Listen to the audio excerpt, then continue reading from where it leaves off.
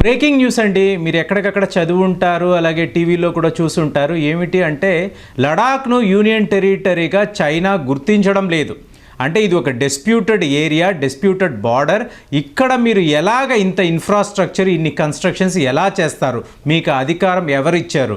కాబట్టి ఈ లడాక్ అనేది యూనియన్ టెరిటరీగా చైనా గుర్తించడం లేదు అని చెప్పేసి Chinese foreign ministry spokesperson Wang Wenbin చెప్పాడు.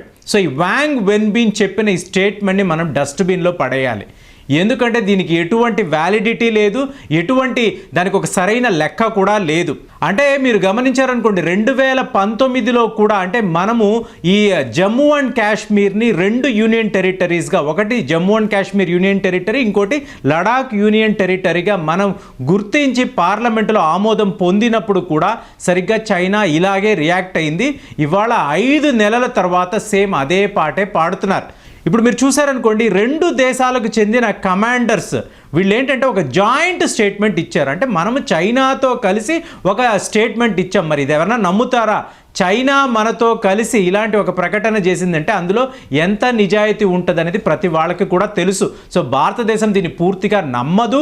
అయినా కూడా వాళ్ళలో కొంచెం చలనం తీసుకురావాలని, కొంచెం బుద్ధి చెప్పాలని చెప్పి మనం వాళ్ళతో కలిసి ఒక స్టేట్మెంట్ ఇచ్చాం. ఏమిటి అంటే ముందర unilateral actions in the ground అనేది తీసుకోకూడదు. యూనిలాటరల్ ఏంటి?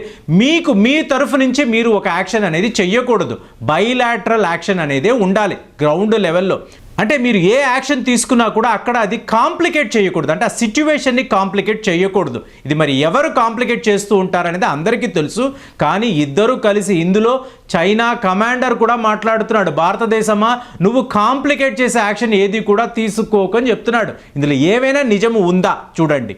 అలాగే ఫ్రంట్ లైన్ ట్రూప్స్ అనే వాటిని మీరు ఇంకా పెంచకూడదు అన్నారు. మరి మొన్న 40,000 మందిని వీళ్ళు 3 డివిజన్స్ నుంచి తీసుకువచ్చి మీకు అక్కడ డీప్ సింగ్ వ్యాలీ దగ్గర వీళ్ళు మోహరించారు. అంటే చైనా చెప్తున్న ప్రతి ఒక్క మాట అబద్ధం అనేది మనకి పదే పదే తెలిసినా కూడా మనం ఏంటంటే డిప్లొమాటిక్గా మిలిటరీ టాక్స్ ద్వారా వాళ్ళకు కొంచెం బుద్ధి చెప్పాలని అనుకుంటున్నాం, వాళ్ళలో కొంత జ్ఞానం కలిగించాలని ప్రయత్నం చేస్తున్నాము. కానీ ఇది రానే రాదు. ఎందుకు అంటే చైనా చరిత్రలో ఇలాంటి విషయాలు ఉండవు.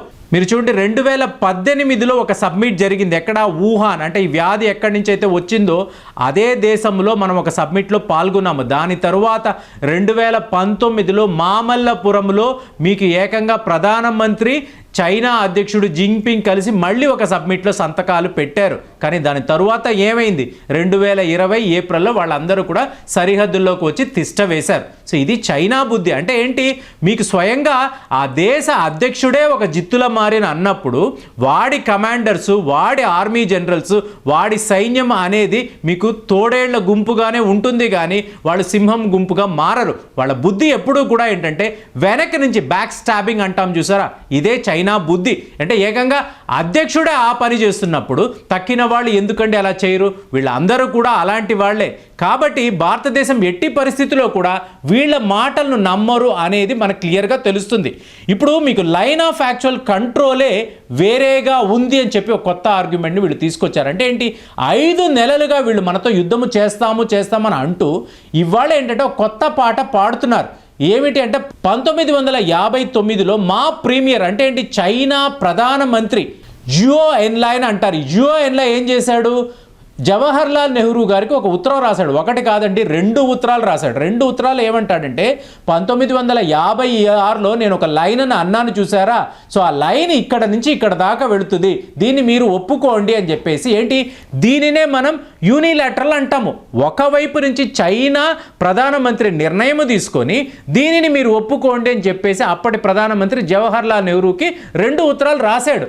ఈయన తీసి పెట్టుకొని నేను దీన్ని గమనిస్తానండి అని అన్నారు. సో గమనించారా లేదా అనేది మనకి తెలియదు. ఎందుకంటే 1962లో మళ్ళీ యుద్ధము వచ్చింది. వచ్చిన తర్వాత ఏం చేశారు వాళ్ళు? మేము ఒప్పుకున్నట్టు, ఎలా ఒప్పుకున్నట్టు చూడండి, 1959లో మేము మీకు ఒక ఉత్తరం ఇచ్చాము చూసారా, అందులో ఎలా ఉందో సో దానిని ఒప్పుకుంటూ 20 కిలోమీటర్లు మేము వెనక్కి వచ్చేసాము, మేము ఎంత నిజాయితీగా వ్యవహరిస్తున్నాము అని చెప్పేసి వీళ్ళు భారతదేశానికి చెప్పారు.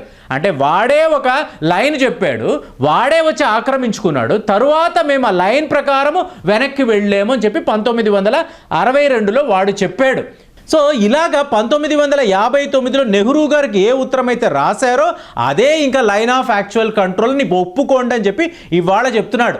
భారతదేశము 3488 కిలోమీటర్లు లైన్ ఆఫ్ యాక్చువల్ కంట్రోల్ అని చెప్పి ఇది నిర్ధారిస్తే వాడేమంటాడంటే లైన్ ఆఫ్ యాక్చువల్ కంట్రోల్ అనేది ఓన్లీ 2000 కిలోమీటర్లే, తక్కినవంతా కూడా మా భూభాగం అని చెప్పి వాడు చెప్తున్నాడు. దీన్ని ఎలా ఒప్పుకోమంటున్నాడు? 1959లో మేము రాసిన ఉత్తరాన్ని ఆధారంగా ఒప్పుకోండి అని చెప్పి ఇవాళ వాడు ఆర్గ్యుమెంట్ చేస్తున్నాడు. కానీ కనీసం మన దగ్గర కొంతమంది అధికారులు ఉన్నారు, వీళ్ళకు తెలివైన వాళ్ళు. వీళ్ళు ఏమన్నారు? 1959ని తీసుకెళ్లి బుట్టలో పడే 1962లో నువ్వు చెప్తున్న ఆ లైన్ ఆఫ్ యాక్చువల్ కంట్రోల్ ఏదైతే ఉందో దాన్ని కూడా మేము తీసుకోం. ఇలాంటి లైన్ ఆఫ్ యాక్చువల్ కంట్రోల్ అనేది మా భారత ప్రభుత్వం ఎప్పుడూ కూడా ఒప్పుకోలేదు. నువ్వు జవహర్లాల్ నెహ్రూ గారితో మాట్లాడుండొచ్చు, ఆయన నీకేం చెప్పాడో మాకు తెలియదు. మా భారతదేశ ప్రభుత్వం మాత్రం దీనిని ఒప్పుకోదు. మేము దేనికి కట్టుబడి ఉన్నాము అంటే 2 దేశాలు కూడా బైలాటరల్ అగ్రిమెంట్స్ వేశారు. అంటే యూనిలాటరల్ కాదండి, బైలాటరల్. వీళ్ళు ఎప్పుడు వేశారంటే 1993లో agreement on maintenance of peace and tranquillity అని చెప్పి ఒక అగ్రిమెంట్ వేశాం. దానికి ఇప్పుడు మన మధ్య శాంతియుతమైన మాటలు ఉన్నాయా లేవా, ఆ అగ్రిమెంట్ ప్రకారం నువ్వు మాట్లాడు అని చెప్పి చెప్తున్నారు. ఎవరు చెప్తున్నారు? మన external affairs spokes person Anurag Srivastava అద్భుతంగా మాట్లాడుతున్నాడు. ఏమంటున్నాడు? 1959తోనూ మాకు సంబంధం లేదు, 1962తోనూ సంబంధం లేదు. నువ్వు 20 కిలోమీటర్లు వెనక్కి వెళ్ళిపోతే అయిపోయిందా? మేమైతే ఒప్పుకోం. నువ్వు ఎలా రావాలి? ఏప్రిల్లో ఎలాంటి స్టేటస్ కోలో ఉన్నామో అక్కడికి వచ్చి మాట్లాడు. అప్పుడు 59 అనకు 62 అనకు 2020 గురించి మాట్లాడు, ఇక్కడ ఏప్రిల్ గురించి మాట్లాడు. అప్పుడు నువ్వు ఎక్కడ ఉన్నావు అక్కడికి వెళ్ళు, తరువాత మాట్లాడని స్ట్రాంగ్గా చెప్పారు. అలాగే మనకు చాలా అగ్రిమెంట్స్ ఉన్నాయి. 2005లో 3 అగ్రిమెంట్స్ వేసుకున్నాం. అన్నీ కూడా ఏంటి? ఒక ప్రాపర్ అండర్స్టాండింగ్ రావాలని. కానీ ఒక దొంగతో మీరు అగ్రిమెంట్ ఏం వేసుకుంటారండి? ఆ దొంగ బుద్ధి అనేది ఎక్కడికి పోతుంది? అదే చైనా బుద్ధి. ఇవాళ వరకు వాళ్ళు అదే చేస్తున్నారు. 5 నెలలు మాట్లాడని వాడు ఇవాళ ఏమంటున్నాడు? 1959లో ఉన్న అగ్రిమెంట్ ప్రకారము లైన్ ఆఫ్ యాక్చువల్ కంట్రోల్ ఇక్కడ దాకా ఉంది, కాబట్టి ఇదంతా కూడా మా భూభాగమే, మీరు వెనక్కి వెళ్ళిపోండి అని అంటాడు. ఏది? డెప్సాంగ్ అంటున్నాడు, ప్యాంగాంగ్స్ యొక్క నార్త్ బ్యాంక్ అంటున్నాడు. సో వీటిని అంతా కూడా అంటే ఇప్పుడు మనం 30 కొండల్ని మనం స్వాధీనం చేసుకుని ఉన్నాం చూసారా, ఇదంతా కూడా మాదే, మీరు వెనక్కి వెళ్ళండి అని చెప్పి వాడు ఆర్గ్యూ చేస్తున్నాడు. సో ఇది చైనా కమాండర్లు చేస్తున్న పని. చెప్తున్నా కదా, అధ్యక్షుడే పచ్చి దొంగ. ఇక వాడి దగ్గర పనిచేసే వాళ్ళు అందరూ కూడా దొంగలుగానే ఉంటారు, కానీ వాళ్ళు ఏమైనా మహాత్ములు అయిపోతారా? అవ్వరు కదా. సో అలాంటి ఒక దేశం మాటల్ని మనం తీసుకోకూడదు. ఇవాళ మనం ఇంకా కూడా స్ట్రాంగ్గానే ఉండాలి. 30 కొండలు స్వాధీనం చేసుకోవడం కాదండి, పక్కన ఉన్న తక్కిన కొండల్ని కూడా స్వాధీనం చేసుకోవాలి. ఇవాళ మనకు డేప్సాంగ్ అనండి, గాల్వాన్ అనండి, ప్యాంగాంగ్స్ అనండి, హాట్ స్ప్రింగ్స్ అనండి, ఇవన్నీ కూడా మన భూభాగాలే. అక్కడ ఉండే పెట్రోలింగ్ పాయింట్స్ అన్నీ కూడా మనవే. కాబట్టి మనం అక్కడే ఉంటాము. ఏం జరిగినా అక్కడి నుంచి మనం వెనక్కి రాము. ఇక వింటర్లో కుదిరితే మనకి కావాల్సిన అక్సైచిన్ని మనం పొందడానికి ప్రయత్నాలు చేస్తాం.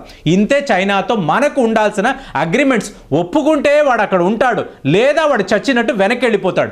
మనము మాత్రం ఈ స్టాండ్లో చాలా చాలా సీరియస్గా ఉండాలి. అంతేగాని వాడు చెప్పిన ఈ 1959, 1962 ఈ కళ్ళబుల్లి కబుర్లన్నీ కూడా మనం వినకూడదు. మన స్టాండ్లో మనం చాలా చాలా బలంగా ఉండాలి, ఒప్పుకోనే కూడదు. సో ఇలా చేయడం వలన భారతదేశం యొక్క సైన్యము చాలా చాలా స్ట్రాంగ్గా పవర్ఫుల్గా ఉన్నారు అని చెప్పి ఆ చైనాకు తెలుస్తుంది. ఇక చచ్చినట్టు వాడే వెనక్కి వెళతాడు. సో ఇది నా అభిప్రాయం. మరి మీ అభిప్రాయాలు ఏంటి? మీ ఆలోచనలు ఏంటి? సో ఈ ప్రశ్నలకు మీ దగ్గర జవాబులు ఉన్నాయా? మనము వెనక్కి వస్తే ఏం జరుగుతుంది? ఒకసారి ఆలోచించి మీరు కామెంట్ సెక్షన్లో పెట్టండి. మనం మళ్ళీ కలుద్దాం. జై హింద్.